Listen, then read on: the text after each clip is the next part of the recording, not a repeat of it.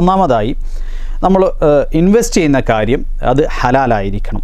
അതായത് ഹലാലായ ഒരു ബിസിനസ് സംരംഭത്തിലേ നമുക്ക് ഇൻവെസ്റ്റ് ചെയ്യാൻ പാടുള്ളൂ. നിഷിദ്ധമാണ് എങ്കിൽ അതിൽ നമുക്ക് ഇൻവെസ്റ്റ് ചെയ്യാൻ പാടില്ല. ഇത് പ്രാഥമികമായി എല്ലാവർക്കും അറിയുന്നതായ ഒരു കാര്യമാണ്.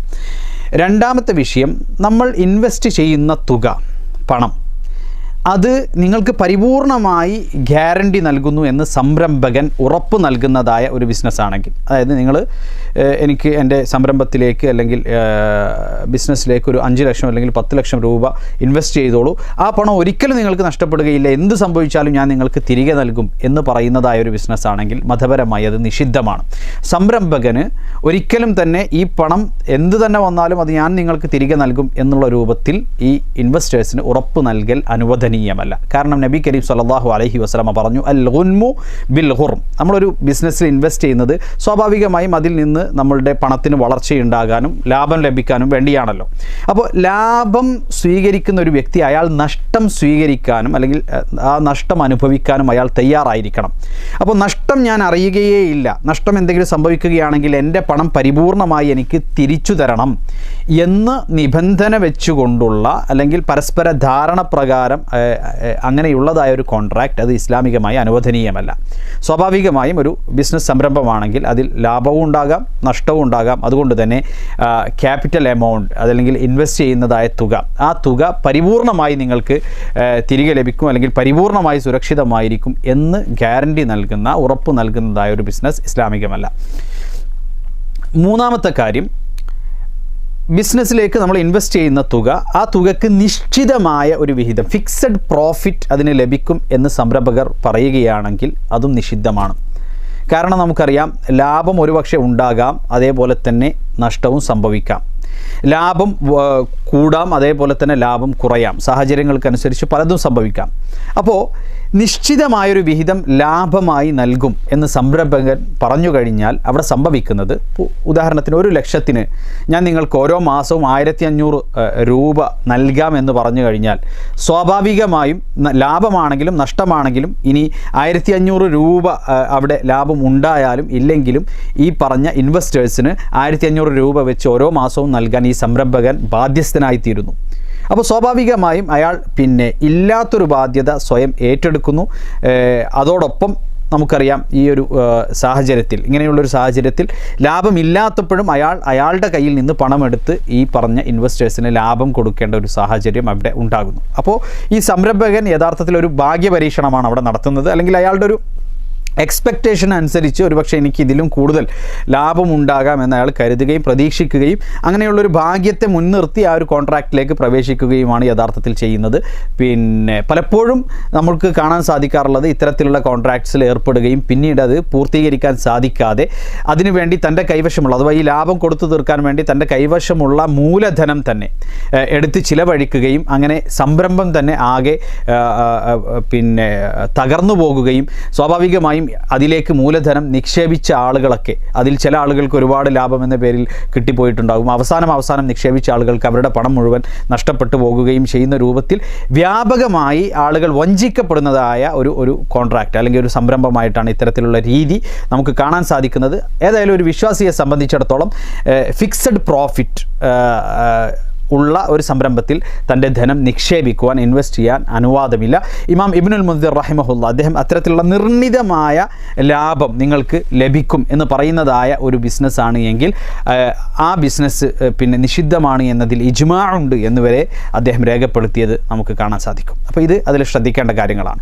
ഇനി നമുക്കൊരു ഇൻവെസ്റ്റ്മെൻറ്റ്സിനെ നമുക്ക് രണ്ടായി തരംതിരിക്കാം. ഒന്ന്, ഒരാൾ തൻ്റെ കയ്യിലുള്ള പണം മറ്റൊരാളെ ഏൽപ്പിക്കുന്ന ഹലാലായ എന്തെങ്കിലും ബിസിനസ്സുകൾ നിങ്ങളതുകൊണ്ട് ചെയ്യുക. സ്വാഭാവികമായും നമുക്ക് വിശ്വാസ്യതയുള്ള അല്ലെങ്കിൽ ബിസിനസ് ചെയ്യാനൊക്കെ കഴിവുള്ള ആളാണ് എന്ന് നമുക്ക് ബോധ്യമുള്ള ഒരാളെ ആയിരിക്കുമല്ലോ നമ്മൾ ഈ പണം ഏൽപ്പിക്കുന്നത്. അപ്പോൾ അങ്ങനെ നമ്മൾ ഒരാൾക്ക് ആ പണം ഏൽപ്പിക്കുകയും ഒരു നിശ്ചിത സമയത്തേക്ക് പിന്നെ അതല്ലെങ്കിൽ നിരുപാധികം നമ്മൾ ആ പണം ഏൽപ്പിക്കുകയും അതിൽ വല്ല ലാഭവും ഉണ്ടാകുകയാണെങ്കിൽ നമുക്കിടയിൽ ആ ലാഭം പങ്കിട്ടെടുക്കാം എന്ന രൂപത്തിൽ പണം നൽകുന്നതായ രീതി. ഈ ഒരു രീതിയിൽ നമുക്ക് കാണാൻ സാധിക്കുന്നത്, ഒരാൾ പണം നൽകുന്നു, മറ്റൊരാൾ പ്രവർത്തിക്കുന്നു. അപ്പോൾ ഒരാളുടെ പ്രവർത്തനവും കർമ്മവും ഒരാളുടെ പണവും ആണ് ഇതിൽ എന്ത് ചെയ്യുന്നത്, അവരുടെ പരസ്പരം അവർക്കിടയിലുള്ള കരാറായി മാറുന്നത്.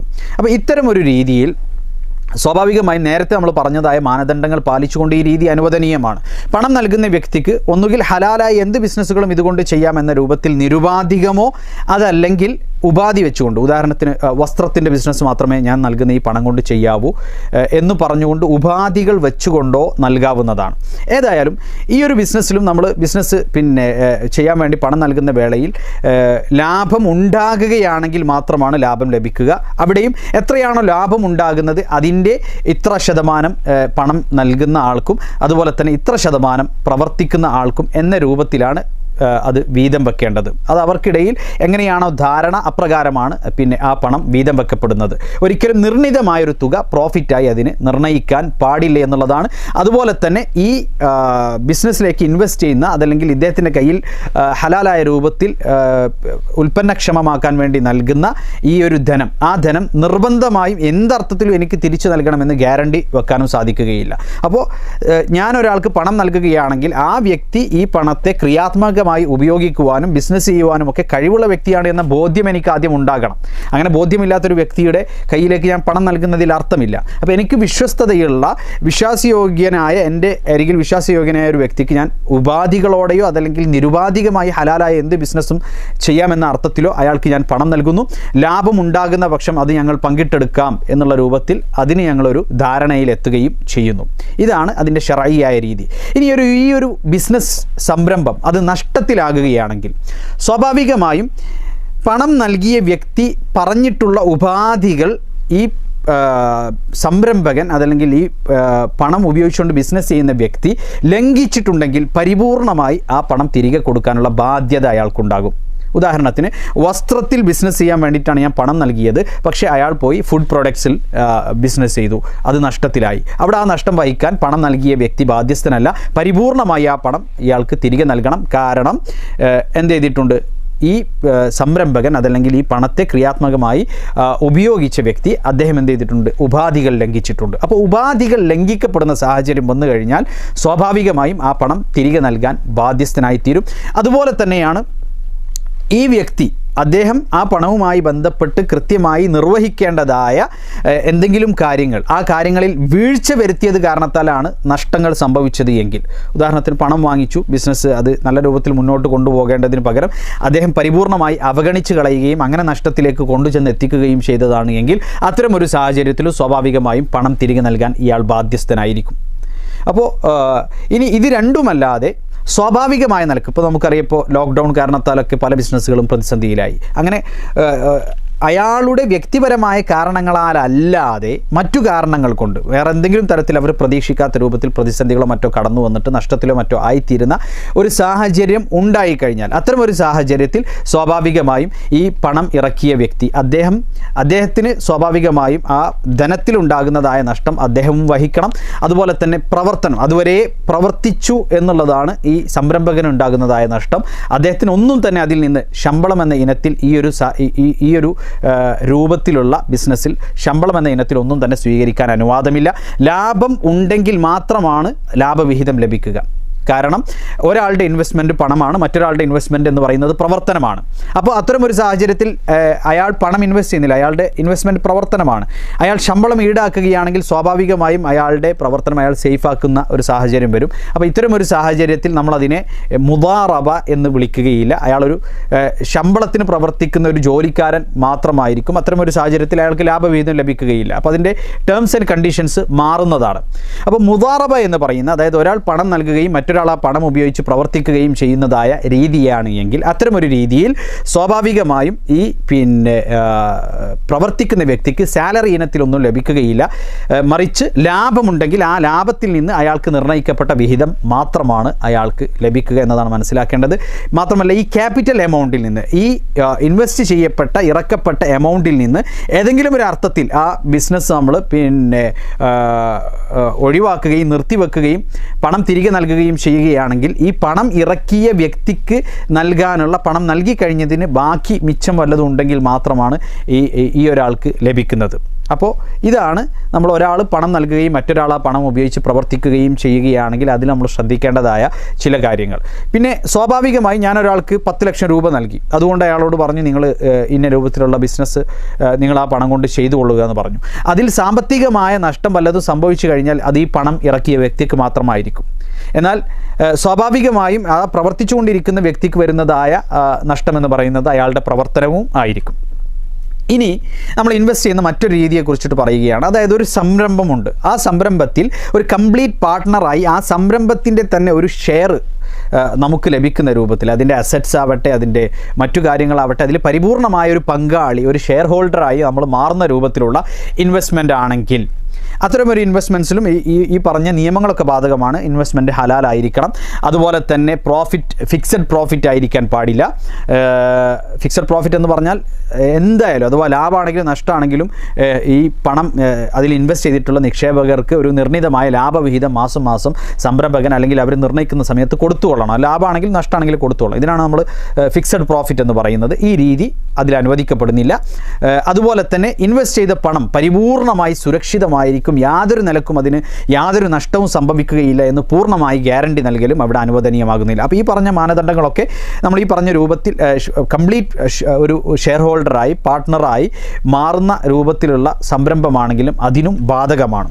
ഇവിടെ നമ്മൾ ശ്രദ്ധിക്കേണ്ടത് സ്വാഭാവികമായും 2 പേരും പണം ഇറക്കുന്നുണ്ട്. അപ്പോൾ അയാളും പണം ഇറക്കുന്നു, മറ്റൊരാളും പണം ഇറക്കുന്നു. അങ്ങനെ പരസ്പര പാർട്ട്നേഴ്സ് ആയിക്കൊണ്ട് ഒരു സംരംഭം തുടങ്ങുന്നു. ഇത്തരം ഒരു സംരംഭത്തിൽ അത് വേർപിരിയുന്ന സമയത്ത് ഒരാൾ നൽകിയ പണമായിരിക്കുകയില്ല അയാൾക്ക് തിരികെ കൊടുക്കുക, മറിച്ച് ഒരു പക്ഷേ ആ ഒരു സംരംഭം വലിയ രൂപത്തിൽ വളർന്നിട്ടുണ്ടാകും. ആ ഒരു സമയത്ത് ആ സംരംഭത്തിൻ്റെ വില കണക്കാക്കുകയും അതിൽ അയാൾക്കുള്ള ആ ഷെയറിൻ്റെ വാല്യൂ കണക്കാക്കുകയും ആ പണമാണ് നമ്മൾ എന്ത് ചെയ്യുക, ഈ ഷെയർ ഹോൾഡർക്ക് ഏതെങ്കിലും ഒരു സാഹചര്യത്തിൽ അയാൾ അതിൽ നിന്ന് പിൻവാങ്ങുകയോ അതല്ലെങ്കിൽ പരസ്പരം ഈ ഒരു അവർക്കിടയിലുള്ള കമ്പനി അവർ പിരിയുകയോ ചെയ്യുന്ന ഒരു സാഹചര്യത്തിൽ നമ്മൾ അപ്രകാരമായിരിക്കും ചെയ്യുക.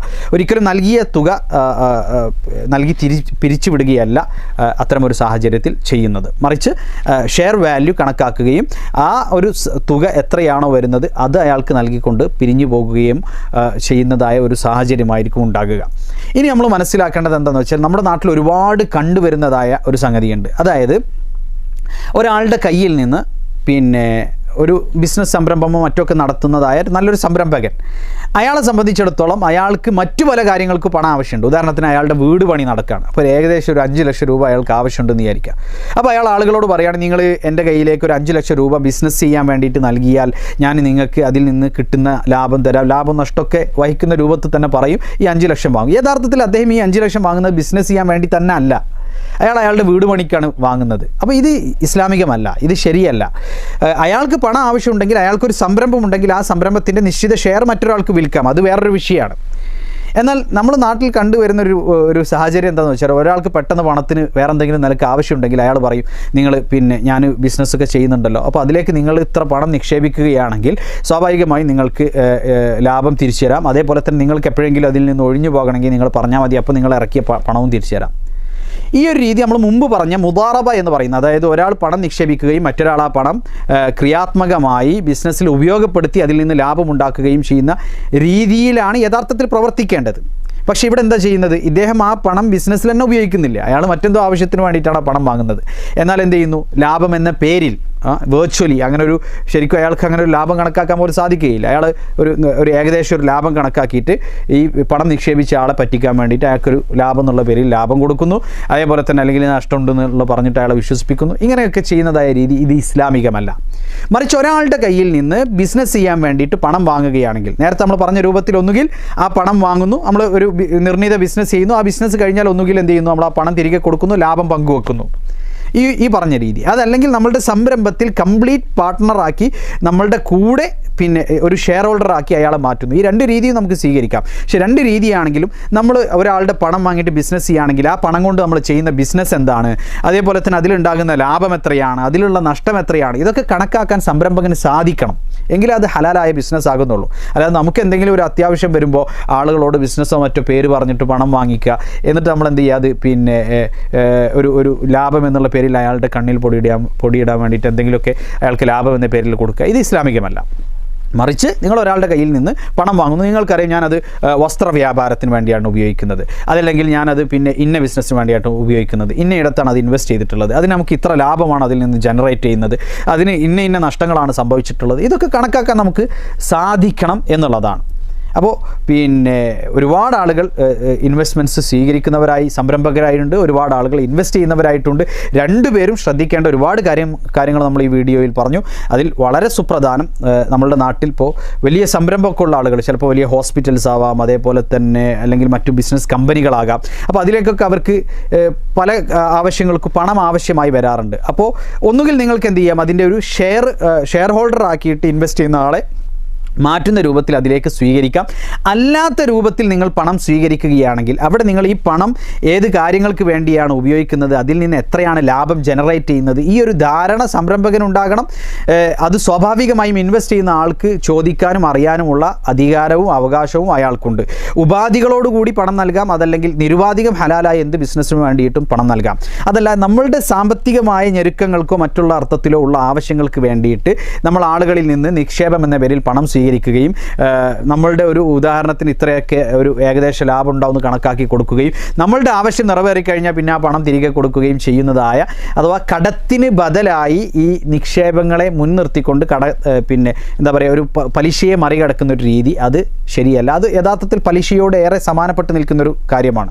അതായത് ഒരാളുടെ കയ്യിൽ നിന്ന് നമ്മൾ 10 ലക്ഷം ആവശ്യപ്പെടുന്നു, നമുക്ക് 10 ലക്ഷം രൂപയുടെ ഒരു പെട്ടെന്നൊരു ആവശ്യം, എന്തെങ്കിലും ഒരു തിടുക്കം നമുക്കുള്ളതുകൊണ്ട് അപ്പോൾ നമുക്കതിന് ഇത്ര ഒരു ലാഭം നിങ്ങൾക്ക് നൽകാം എന്ന് ഏകദേശം അദ്ദേഹവുമായി ധാരണയിലെത്തുന്നു. അങ്ങനെ നമ്മളുടെ ഈ ആവശ്യങ്ങൾ കഴിഞ്ഞ് കഴിഞ്ഞാൽ നമ്മൾ ആ പണം കൊടുക്കുന്നു. ഇത് തന്നെയാണ് പലിശയിലും സംഭവിക്കുന്നത്. സ്വാഭാവികമായും ഇങ്ങനെ ചെയ്യുന്ന ആളുകൾ പലപ്പോഴും ആ പണം നിങ്ങൾക്ക് ചോദിക്കുമ്പോൾ എപ്പോഴാണെങ്കിലും ഞങ്ങൾ തിരികെ നൽകാം എന്നുള്ളൊരു ഉറപ്പ് കൂടി നൽകുന്നതായി കാണാൻ സാധിക്കും. എന്നാൽ യഥാർത്ഥത്തിൽ ബിസിനസ് ആണെങ്കിൽ അവിടെ ഒരു ബിസിനസ്സിൻ്റെ ആ ഒരു ഏതൊരു കാര്യത്തിലാണോ ഇൻവെസ്റ്റ് ചെയ്യപ്പെട്ടത് അതിൽ നിന്ന് എത്ര ലാഭം ജനറേറ്റ് ചെയ്യുന്നു, അതിനെന്തെങ്കിലും സ്വാഭാവികമായി നഷ്ടങ്ങൾ വല്ലതും സംഭവിക്കുന്നുണ്ടോ, അതിനൊക്കെ കൃത്യമായ കണക്കുകൾ ഉണ്ടാകും. അതുപോലെ തന്നെ ഈ ഒരു പണം, ആ ഒരു പണം ഏത് ബിസിനസ്സിലാണ് പിന്നെ ഇൻവെസ്റ്റ് ചെയ്യപ്പെട്ടിട്ടുള്ളത്, അതിൽ നിന്ന് എത്രയാണ് പ്രോഫിറ്റ് ജനറേറ്റ് ചെയ്യപ്പെടുന്നത്.